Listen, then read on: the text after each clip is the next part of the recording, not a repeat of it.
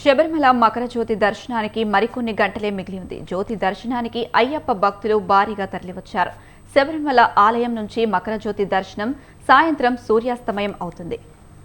ఆకాశంలో నక్షత్రాల కనిపించే ఈ కాంతిని దర్శించుకోవడం వలన జీవితంలో ఆనందం, సుఖ సంతోషాలు కలుగుతాయని ప్రజలు నమ్ముతారు.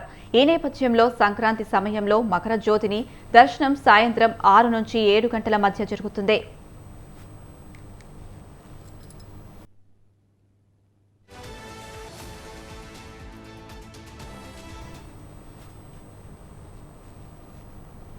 మకర జ్యోతి దర్శనం అంటే మకర విలక్కు శబరిమలలోని అయ్యప్ప ఆలయంలో జరిగే ముఖ్యమైన వార్షిక వేడుక. ఇది శబరిమల ఆలయంలో దర్శనమిచ్చే పవిత్రమైన కాంతి. దీనిని మకర జ్యోతి అని పిలుస్తారు. మకర విలక్కు 2025 జనవరి 14న నిర్వహించడానికి ఇప్పటికే ఏర్పాట్లు పూర్తి చేశారు. ఈ మకర జ్యోతి దర్శనం కోసం దేశవ్యాప్తంగా మిలియన్ల మంది భక్తులు శబరిమలకు చేరుకుంటారు.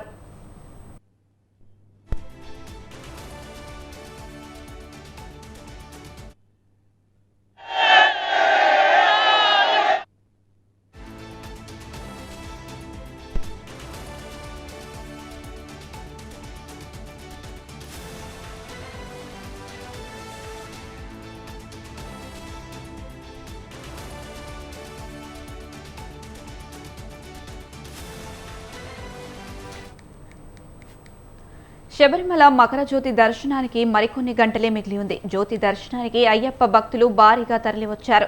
శబరిమల ఆలయం నుంచి మకర జ్యోతి దర్శనం సాయంత్రం సూర్యాస్తమయం అవుతుంది. ఆకాశంలో నక్షత్రంలా కనిపించే ఈ కాంతిని దర్శించుకోవడం వలన జీవితంలో ఆనందం, సుఖ సంతోషాలు కలుగుతాయని ప్రజలు నమ్ముతారు. ఈ నేపథ్యంలో సంక్రాంతి సమయంలో మకర జ్యోతిని దర్శనం సాయంత్రం 6 నుంచి 7 గంటల మధ్య జరుగుతుంది.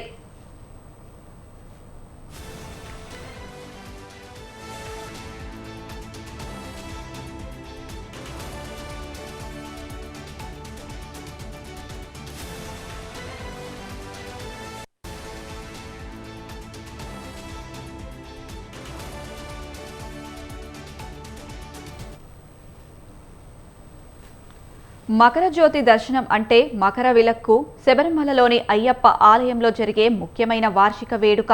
ఇది శబరిమల ఆలయంలో దర్శనమిచ్చే పవిత్రమైన కాంతి. దీనిని మకర జ్యోతి అని పిలుస్తారు. మకర విలక్కు 2025 జనవరి 14న నిర్వహించడానికి ఇప్పటికే ఏర్పాట్లు పూర్తి చేశారు. ఈ మకర జ్యోతి దర్శనం కోసం దేశవ్యాప్తంగా మిలియన్ల మంది భక్తులు శబరిమలకు చేరుకుంటారు.